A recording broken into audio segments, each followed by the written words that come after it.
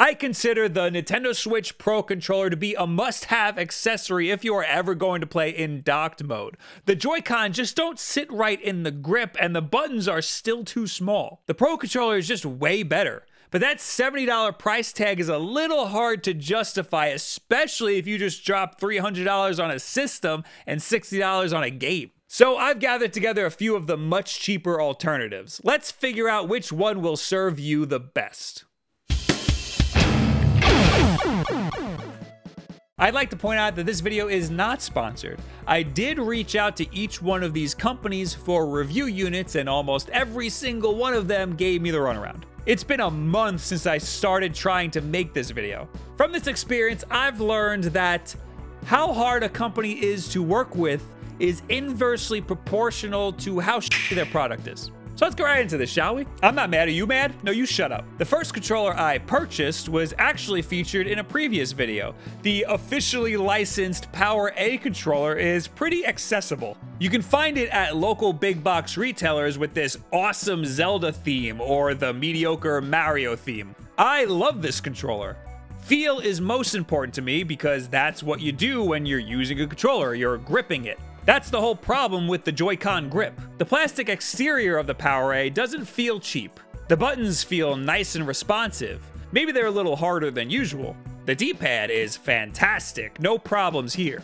The thumbsticks are the only part that feel a little plasticky. But the plus side to them is that they're interchangeable. This controller comes with thumbsticks of various heights. This has an effect on the sensitivity as longer sticks have a greater distance to travel.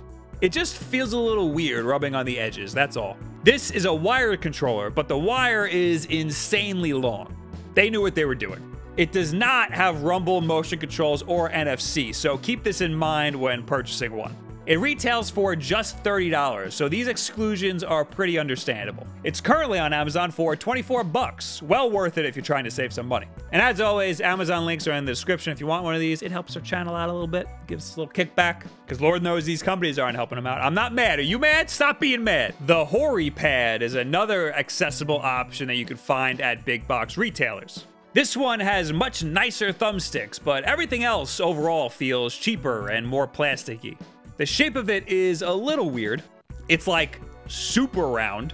The face buttons feel fine, but because of the roundness, the A button looks like it was stretched out. This controller also has an insanely long cable, no rumble, no motion, and no NFC. But the weirdest part about this controller, which you've probably already noticed, is the horrific D-pad. It looks like that because it's removable. And when you're not using it, there's a nice little place for it on the back of the controller. But because the D-pad is so thick, it leaves this massive recess in its wake. I think this feature is supposed to be better for fighting games. Having the individual buttons gives you more control, and it does. But that doesn't mean it feels right. I hate this. And it feels even worse when the D-pad is on. You're pressing through a thick layer of plastic to press other buttons underneath. It's bizarre. Oh yeah, and there's a turbo button, which is something that doesn't interest me in the slightest. So yeah, this controller is for fighting games. Besides the D-pad, this controller is just fine. It also retails for $30, but is currently selling on Amazon for 21 bucks. Psst. And if you want one, wait for the end of the video. There are some wireless options. This generic Bluetooth one from Amazon has a lot of features that the others don't. For example, it has rumble and motion, and they work surprisingly well. Don't expect any HD rumble coming out of this thing, but you'll get a solid amount of feedback. It comes with the world's tiniest cable for charging, but it is a micro USB, so you probably have one laying around. Not the PS4 one. The PS4 one won't fit. Syncing this controller with the Switch is very straightforward. All you have to do is go to change grip/order and press the home and Y buttons at the same time. The controller feels really good in the hand, but very plasticky. The thumbsticks feel good. The triggers on the back have a lot of travel distance, which I would consider a negative because the Switch doesn't register trigger sensitivity, so there's really no reason for this. It's a very loud controller.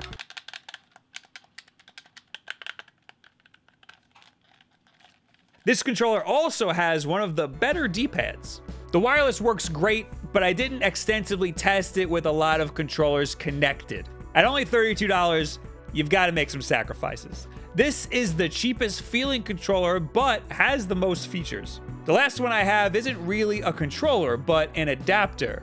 This is the Mayflash Magic NS wireless controller adapter. I did it, I said it all. Can I go home now? Let's go home. We are home. That was fast.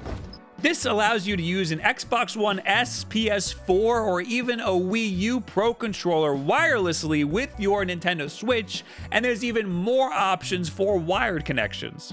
It's very easy to set up. There is a single button that you use to cycle through the different systems, so you have to keep pressing it until it's red for a Nintendo Switch. This device could also be used to connect controllers to your PC or to your PS3 for some reason. The device plugs into the side of the dock, but it also comes with a handy USB-A to USB-C adapter, so you can use it in handheld mode provided you have a stand for your Switch. I've said in the past that the Xbox One S controller is the best controller in the world. So imagine my face when I realized that you can use that controller with the Nintendo Switch. This is my happy face. It's the only one I got. Other adapters like this exist for other consoles, and I've always heard horror stories about their input lag, but I have to say, there is none of that here. It's instant. Everything about using an Xbox controller on your Switch feels fantastic. What's even crazier is that PS4 controllers work with their gyroscope and rumble features intact. That means you can play Splatoon with your DualShock 4. Just make sure you change this setting here. And if that still doesn't work, you might have to do a firmware update like I did, which kind of sucks, but it's a small price to pay. Turns out you don't need to upgrade the firmware. All you need to do is switch the LED indicator to purple mode, which is Pro mode. At least I didn't upgrade the firmware. Maybe if you got an old one, you might have to. Gyro doesn't work on the Xbox controller in Switch Pro mode, but the vibrator works. Vibrator. I didn't mean that. This Mayflash adapter is a very good option at only $25 if you have other high quality controllers laying around that you want to get some use out of. The last one that I would have loved to reviewed was the SNES style 8-bit Do or 8-bit Do controller because it looks awesome. It would have been the most expensive controller on the list, but it does have rumble, motion controls, and most importantly, the D-pad is in the perfect spot for 2D games. This is exactly what I'm looking for in a Switch controller when I'm playing 2D games, which I do very often. Otherwise, the Pro controller is just fine, but I would like to switch off with another controller just for that D-pad to be in the perfect spot. But they said they'd send me one and they never did.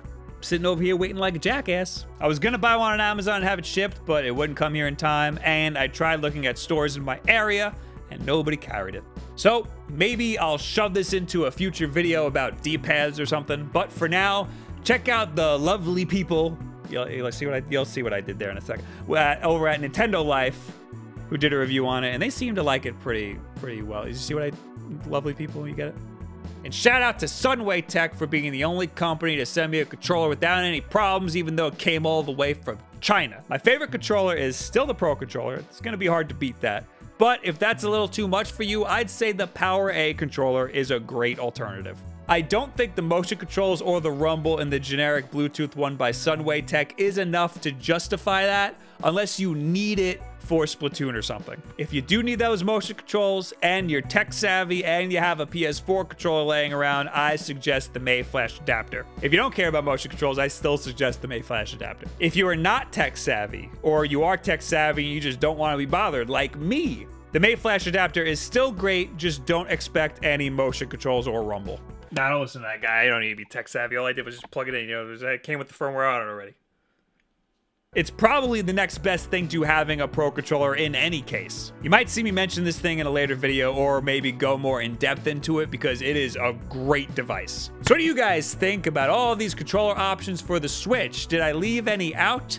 And what are you looking for in a controller for the Switch? Leave it in the comments below, at me on Twitter, all of this other social media garbage. I'm going to have 2 of these Hoary controllers because they sent me one too late and I had to go buy one. So I'm gonna give theirs to one of you guys. I'd suggest only signing up for this contest if you're into that whole D-pad situation or into fighting games. I will leave the contest link in the description and in a pinned comment, and it'll be up for about a week or so. No regional restrictions, because I know you guys hate that. I'll send it anywhere. Anyway, we got new videos every single Tuesday, Wednesday, Thursday. Wednesday nights, Wulff Den Live. Join us for live podcast, 9 o'clock p.m. Sundays, we stream 8 p.m. over here on YouTube. And every time we post a new video, we go live on Twitch.